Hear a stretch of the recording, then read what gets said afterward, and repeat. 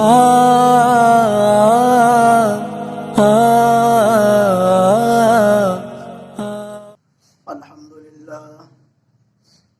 لله نحمده ونستعينه ونستغفره ونؤمن به ونتوكل عليه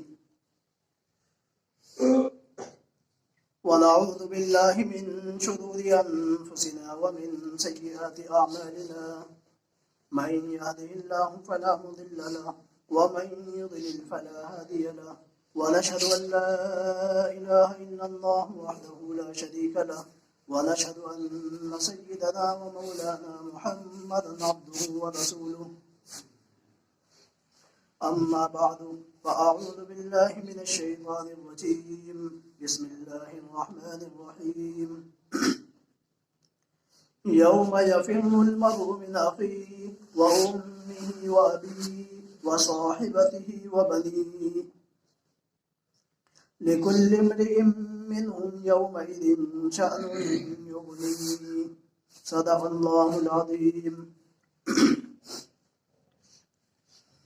معزز دوستوں اور بزرگوں، بات چل رہی تھی کہ اللہ رب العزت والجلال نے انسان کو اس بات کا حکم دیا ہے کہ انسان اپنی پیدائش کے اوپر غور کرے کہ انسان کو کس چیز سے پیدا کیا گیا تھا، اور اس کے بعد اللہ نے انسان کو اس بات کے بارے میں بتلا دیا کہ انسان دنیا کے اندر زندگی گزارنے کے بعد اس کا انتہا، اس کا انجام اور اس کا آخر کیا ہے، وہ موت ہے.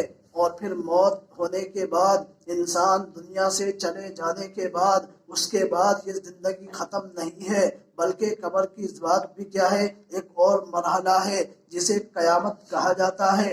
اسی لیے اللہ رب العزت والجلال نے سورہ مؤمنون پارہ نمبر 18 کے اندر اللہ ارشاد فرماتا ہے ثم انکم بعد ذلک لمیتون ثم انکم یوم القیامت تبعثون، کہ تمہیں اپنی پیدائش کے اوپر غور کرنا چاہیے کہ انسان کو کس چیز سے پیدا کیا گیا تھا. اس کے اوپر مستقل کلام ہو چکا ہے. اور اس کے بعد اللہ کہتا ہے ثم انکم بعد ذلک لمیتون، اس دنیا کے اندر زندگی گزارنے کے بعد کسی کی 40، کسی کی 50، کسی کی 60 اور زیادہ سے زیادہ 80 یہ زندگی گزارنے کے بعد کیا ہے، پھر تمہیں موت ہونی ہے، تمہیں موت آنی ہے، تمہیں قبر کے اندر جانا ہے. پھر یہیں پر بھی بات ختم نہیں ہوتی ہے. اگلا جملہ اللہ کیا کہتا ہے ثم انکم یوم القیامت تبعثون، اس کے بعد ایک اور مرحلہ ہے، وہ قیامت کا دن ہوگا، وہ قیامت کا مرحلہ ہے. اس مرحلے کے اندر تم نے جو زندگی کے اندر جو کچھ بھی کیا ہے، چاہے وہ برا کیا ہو، چاہے وہ چھوٹا کیا ہو، چاہے وہ بڑا کیا ہو، چاہے وہ کوئی بھی اعتبار سے جو کچھ تم نے کیا ہوگا، ذرہ ذرہ کا تمہیں حساب دینا ہے. علماء کی توہین کرو گے، اس کا بھی حساب دینا ہے. علماء کے خلاف زبان درازیاں کرو گے، اس کا بھی حساب دینا ہے. علماء کو گالیاں دو گے، اس کا بھی حساب دینا ہے.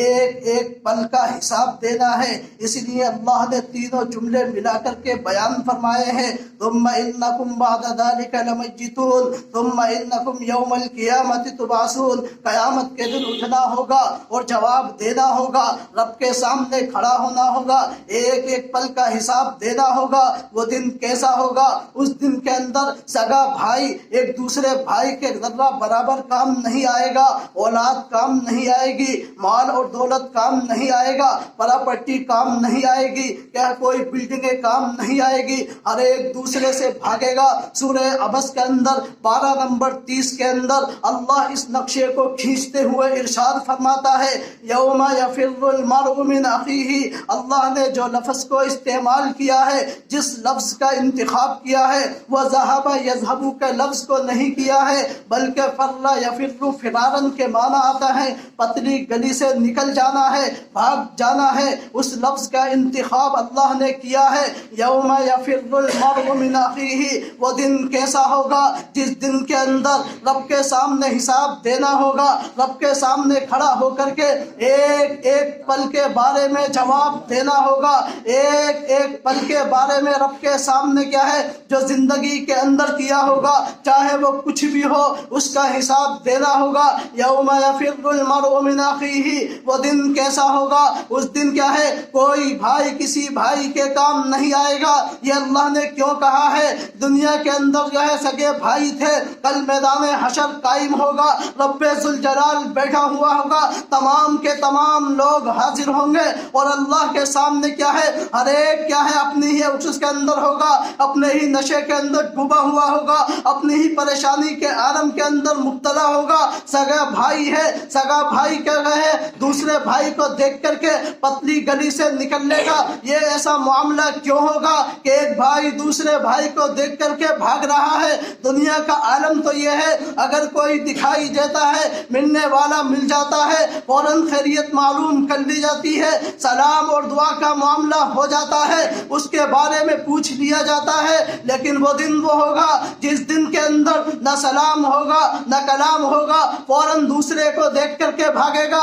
یوم یفر المرء من اخیہ، سگا بھائی کیا ہے اپنے بھائی کو دیکھ کر کے بھاگے گا۔ یہ کیوں ہوگا؟ اس کی وجہ یہ ہے کہیں ایسا نہ ہو جو میں نے دنیا کے اندر معمولی سی کوئی نیکی کی ہوگی، اگر اس نے طلب کر لی ہے میری برباد ہو جائے گی، زندگی تباہ ہو جائے گی، مجھے جہنم کے اندر جلنا پڑے گا، مجھے جہنم کے اندر جانا پڑے گا۔ اس وجہ سے ایک بھائی دوسرے بھائی کو دیکھ کر کے بھاگ جائے گا۔ یوم یفر المرء من اخیہ و امہ، اور پھر اس کے علاوہ کیا ہے اپنی کیا ہے اور ماں سے بھاگے گا، ماں بھی کیا ہے بھاگ جائے گی، اپنی اولاد سے، اپنے شوہر سے، ہر ایک سے بھاگے گی۔ دنیا کے اندر جو انسان سے اپنے بچوں سے سب سے زیادہ محبت کرنے والی ہے وہ ایک ماں ہوتی ہے، لیکن اس دن کے اندر بھی ماں بھی کیا ہے اولاد سے بھاگے گی، وَأُمِّهِ وَأَبِيهِ، اور باپ بھی بھاگے گا۔ اس کی وجہ یہی ہے کہیں نیکی کا مطالبہ نہ کر لیا جائے۔ وَأَخِيهِ وَأُمِّهِ وَأَبِيهِ وَصَاحِبَتِهِ وَبَنِيهِ، اور پھر کیا ہے وہ اپنی بیوی بھی کیا ہے شوہر سے منہ چھپا کر کے پتلی گلی سے نکل لے گی اور فوراً بھاگ جائے گی۔ کہیں ایسا نہ ہو اس میں نیکی کا مطالبہ کر لیا تو مجھے دیر نہ پڑ جائے، میری زندگی کیا ہے جو میں نے کیا ہے وہ تباہ اور برباد ہو جائے گا۔ وَصَاحِبَتِهِ وَبَنِيهِ، اولادیں بھی بھاگیں گی، ہر ایک دوسرے سے بھاگے گا، منہ چھپا کر کے بھاگے گا۔ یہ کیوں ہوگا؟ لِكُلِّ امْرِئٍ مِّنْهُمْ يَوْمَئِذٍ شَأْنٌ يُغْنِيهِ، وہ مرحلہ وہ ہوگا ہر ایک اپنی مصیبت کے اندر، اپنی پریشانی کے اندر، اپنی کیا ہے کہ میری نجات ہو جائے، مجھے سکون مل جائے، میرا یہ مرحلہ پار ہو جائے، ہر ایک منہ چھپا کر کے بھاگے گا۔ لِكُلِّ امْرِئٍ مِّنْهُمْ يَوْمَئِذٍ شَأْنٌ يُغْنِيهِ، ہر ایک کا حساب دینا ہے، لیکن اس کے باوجود بھی کچھ لوگ وہ ہوں گے جن کے چہرے کھلکھلا رہے ہوں گے، جن کے چہرے مسکرا رہے ہوں گے۔ وَوُجُوهٌ يَوْمَئِذٍ مُسْفِرَةٌ، کتنے لوگ وہ ہوں گے جن کے چہرے کھلکھلا رہے ہوں گے۔ مسفرہ، جس طریقے سے رات ہوتی ہے اس کے بعد صبح ہوتی ہے، جسے اسفار کہا جاتا ہے، روشنی ہو جاتی ہے، دن نکل آتا ہے، اس طریقے سے کھلکھلا رہے ہوں گے، روشن و چمکدار ہوں گے۔ ضاحکۃ مستبشرہ، ہنس رہے ہوں گے، ان کے چہروں کے اوپر کیا ہے خوشی کے آثار ظاہر ہوں گے۔ یہ کیوں ہوگا؟ اس کی وجہ یہ ہے انہیں کیا ہے جنت کی خوشخبری مل گئی ہوگی۔ ضاحکۃ مستبشرہ ووجوہ یومئذ علیہا غبرہ، اور اس کے علاوہ کچھ لوگ وہ ہوں گے جن کے چہرے کے اوپر پس مردگی چھائی ہوئی ہوگی، مرجھا جائیں گے۔ جس طریقے سے کیا ہے پیڑ اور پودا ہوتا ہے کیا ہے کھلکھلاتا ہے اس کے بعد مرجھا جاتا ہے، اسی طریقے سے کیا ہے ان کے چہروں کے اوپر پس مردگی چھائی ہوئی ہوگی۔ ووجوہ یومئذ علیہا غبرہ ترہقها قترہ، اور پھر کیا ہے وہ پریشانی کے عالم کے اندر مبتلا ہوں گے۔ یہ کون سا دن ہوگا؟ یہ اسی دن کے بارے میں اللہ ذوالجلال ارشاد فرماتا ہے جس دن کے اندر ایک دوسرے کے کام نہیں آئے گا، نہ اولاد کام آئے گی، نہ زمین اور جائیداد کام آئے گی، نہ باپ کام آئے گا، نہ ماں کام آئے گی، نہ بیٹا کام آئے گا۔ سورہ کیا ہے 29ویں پارے کے اندر سورہ سلاسل کے اندر رب ذوالجلال ارشاد فرماتا ہے وَلَا يَسْأَلُ حَمِيمٌ حَمِيمًا، ایک دوست دوسرے کو دیکھ کر کے کیا ہے بالکل بھی خیریت معلوم نہیں کرے گا۔ حمیم کا لفظ استعمال کیا ہے، رفیق کا لفظ اللہ نے استعمال نہیں کیا ہے۔ اس کی کی وجہ کیا ہے؟ ایک دوست رفیق ہوتا ہے، ایک دوست حمیم ہوتا ہے۔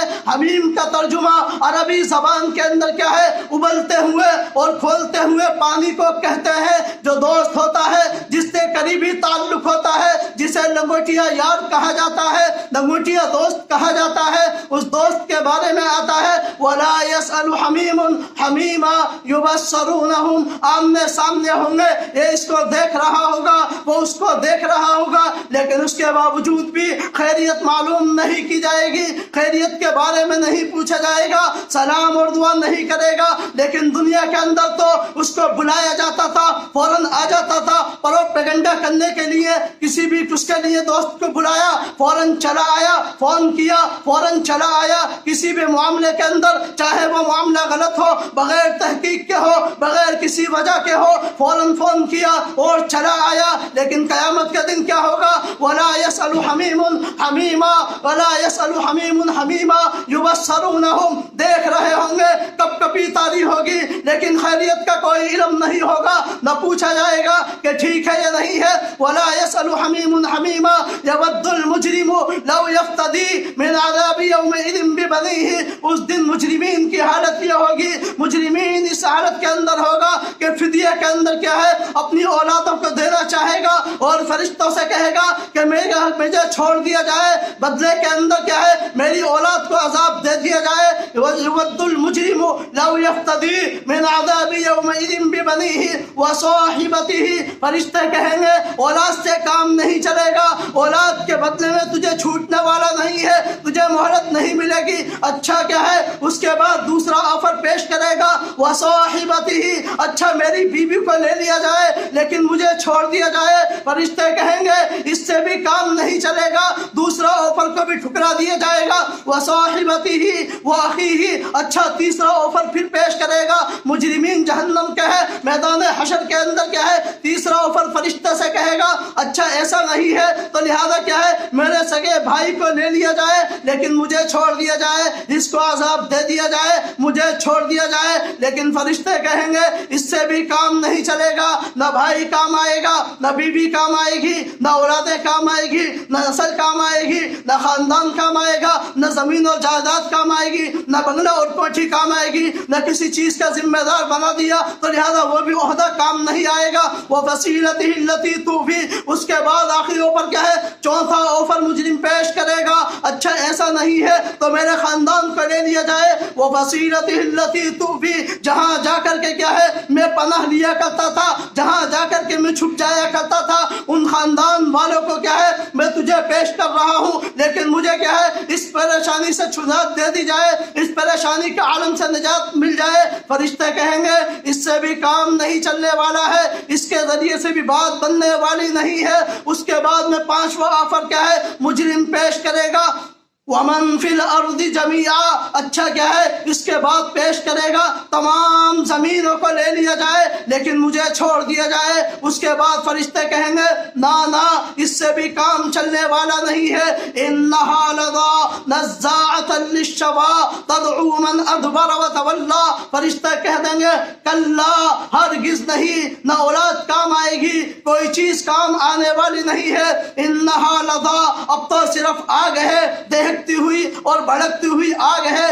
انہا لظا نزاعۃ للشوا، کسی بھی علماء سے جا کر کے پوچھ لیا جائے نزاع کسے کہتے ہیں؟ نزاع ینزع کے معنی آتے ہیں چمڑی کو ادھیڑنا، کھال کو ادھیڑ لینا، کھال کو کھینچ لینا۔ نزاع کہ اس کی کھالوں کو کھینچ لیا جائے گا، چمڑی کو ادھیڑ لیا جائے گا۔ للشوا، اور پھر اس کو کہا گیا ہے بھونا جائے گا، اس کو آگ کے اوپر تپایا جائے گا جس سے وہ کھول رہا ہوگا اور ابل رہا ہوگا۔ یہ قیامت کا منظر ہوگا۔ انہا لظا نزاعۃ للشوا تدعو من ادبر وتولا، کہ وہ پیچھ پھیر کر کے بھاگ جائیں گے، کوئی چیز کام نہیں آنے والی ہے۔ لیکن میرے دوستوں اور بزرگوں، جو جہنم کے اندر مجرمین کی حالت یہ ہوگی، سورہ رحمان کے اندر رب ذوالجلال کیا کہتا ہے؟ یعرف المجرمون بسیماہم فیؤخذ بالنواصی والاقدام، مجرمین کو دور سے پہچان لیا جائے گا، یہ گنہگار ہے، یہ مجرمین ہے، اس نے فلاں کا حق کھایا ہے، اس نے فلاں کے موقع کے اوپر کیا ہے، اس نے چوری کی تھی، اس نے یہ گناہ کیا تھا، اس نے یہ گناہ کیا تھا۔ مجرمین کو حالت کو دیکھا جائے گا کہ اس کو پہچان لیا جائے گا۔ یعرف المجرمون بسیماہم فیؤخذ بالنواصی والاقدام، پیشانی کو پکڑ کر کے ہے، اس کے بالوں کو پکڑ کر کے کیا ہے، اس کو گھسیٹ کر کے جہنم کے اندر پھینک دیا جائے گا۔ یہ مجرمین کا حالت ہے۔ رب ذوالجلال کہتا ہے یعرف المجرمون بسیماہم فیؤخذ بالنواصی والاقدام، اس کے قدموں کے بل چلا کر کے کیا ہے، پیشانی کے بل کھینچ کر کے کیا ہے، جہنم کے اندر ڈال دیا جائے گا۔ یہ مجرمین کا حالت ہے۔ لیکن جس جہنم کے اندر اس کو ڈالا جائے گا، جس جہنم کے اندر اس کو پھینکا جائے گا، اس کا ایندھن کیا ہے، یہ اینٹ اور پتھر اور لکڑیاں نہیں ہوں گی، بلکہ کون ہوگا؟ 21ویں پارے کے اندر سورہ الف لام میم سجدہ کے اندر رب ذوالجلال نے اس کا بھی مسئلے کو صاف کر دیا ہے۔ لَأَمْلَأَنَّ جَهَنَّمَ مِنَ الْجِنَّةِ وَالنَّاسِ أَجْمَعِينَ، جہنم کو جو بھرا جائے گا اس کا ایندھن کیا ہے، کوئی نہیں ہوگا، بلکہ انسانوں سے کیا ہے، اس کو بھر دیا جائے گا اور پھر جناتوں کو پکڑ کر کے اس کے اندر ڈالا جائے گا، اس سے اس کو دہکایا جائے گا۔ یا ایھا الناس قوا انفسکم واہلیکم نارا وقودها الناس والحجارہ، اس کا ایندھن کون ہوں گے؟ پتھر نہیں ہوں گے، اس کو دہکایا جائے گا، ان انسانوں کو ڈالا جائے گا، اس سے آگ کو دہکایا جائے گا، ان مجرمین کو گھسیٹ کر کے کیا ہے، اس کے اندر پھینکا جائے گا۔ تو میرے دوست اور بزرگوں، بڑا اہم مرحلہ ہے، بڑا کیا ہے، کٹھن مسئلہ ہے۔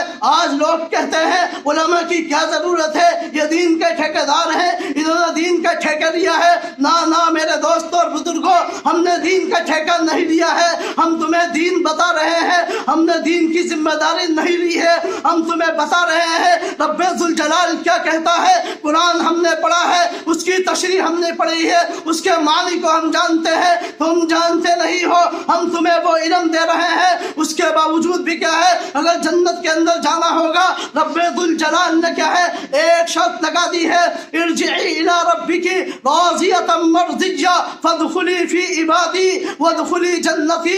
اگر جنت کے اندر جانا ہے، میرے نیک بندوں سے محبت کرنی پڑے گی، ان کے خلاف زبان درازی نہیں کرنی پڑے گی۔ وہ دین کے وہ نیک لوگ کون ہیں؟ اس کی تشریح کے اندر فرماتے ہیں یہی علماء ہیں۔ ان علماء سے آگے بڑھو گے، ان کے خلاف بولو گے، ان کے خلاف بولو گے کہ کیا ہے، اگر تم چاہتے ہو تم نیک بندوں کے اندر شامل ہو جاؤ، یہ قطعاً نہیں ہو سکتا ہے۔ رب ذوالجلال نے فرمایا ہے ادخلی فی عبادی، پہلے میرے نیک بندوں سے محبت کرنی پڑے گی، علماء سے محبت کرنی پڑے گی، علماء کی بات کو ماننا پڑے گا، علماء کے پیچھے چلنا پڑے گا۔ فادخلی فی عبادی وادخلی جنتی، جنت کا لفظ رب نے بعد میں کیا ہے، پہلے علماء کے بارے میں فرمایا ہے۔ ان کے خلاف بولنا نہیں ہے، ان کے خلاف بڑپنگا نہیں کرنا ہے، ان کے خلاف میٹنگیں نہیں کرنی ہے، ان کے خلاف سازشیں نہیں کرنی ہے، بلکہ ان سے محبت کرنی ہے، ان کی بات کو ماننا ہے۔ فادخلی فی عبادی، یہی میرے نیک بندے ہیں، وادخلی جنتی، اس کے بعد جنت مل سکتی ہے۔ کہ نماز کام نہیں آئے گی۔ میرے دوستوں اور بزرگوں، علماء سے محبت کیجیے، علماء کے دامن کو تھامیے، علماء کی بات کو مانیے، ان کی بات کے اوپر لبیک کہیے، تب جا کر کے کیا ہے، ہمارا بیڑا پار ہو سکتا ہے، ورنہ مشکلات ہی مشکلات ہیں۔ جنت کے اندر بھی کیا ہے، ہمیں علماء کی ضرورت پڑے گی۔ جس طریقے سے دنیا کے اندر ہم علماء کے محتاج ہیں، اسی طریقے سے جنت کے اندر بھی ہم علماء کے محتاج ہوں گے۔ اس کے بغیر کیا ہے، ہمارے بیڑا پار نہیں ہو سکتا ہے۔ تو قیامت کا مسئلہ بڑا اہم مسئلہ ہے۔ ہمیں چاہیے ہم اپنے شب روز کے اوپر غور کریں، زندگی کے بارے میں سوچیں، کہیں ایسا تو نہیں ہے ہم سے کوئی گناہ ہوا ہو، رب کے سامنے جواب دینا پڑے گا۔ ایک ایک پل کے بارے میں، ایک ایک لمحے کے بارے میں، ایک ایک سیکنڈ کے بارے میں، ایک ایک ساتھ کے بارے میں رب کو جواب دینا ہے۔ تو میرے دوستوں اور بزرگوں، اللہ نے 3 چیزیں بیان کی ہیں۔ انسان اپنی پیدائش کے اوپر غور کرے، اگر غور کر لے گا تو اس کی زندگی سدھر جائے گی، اور موت کو یاد کرے گا تو لہذا قبر کی زندگی سدھر جائے گی، اور قبر کی زندگی سدھر گئی تو آخرت کا مرحلہ آسان ہو جائے گا، ورنہ مشکلات ہی مشکلات ہے۔ جو بات کہی گئی ہے، اللہ مجھے بھی عمل کی توفیق عطا فرمائے اور آپ کو بھی عمل کی توفیق عطا فرمائے۔ وآخر دعوانا الحمدللہ رب العالمین۔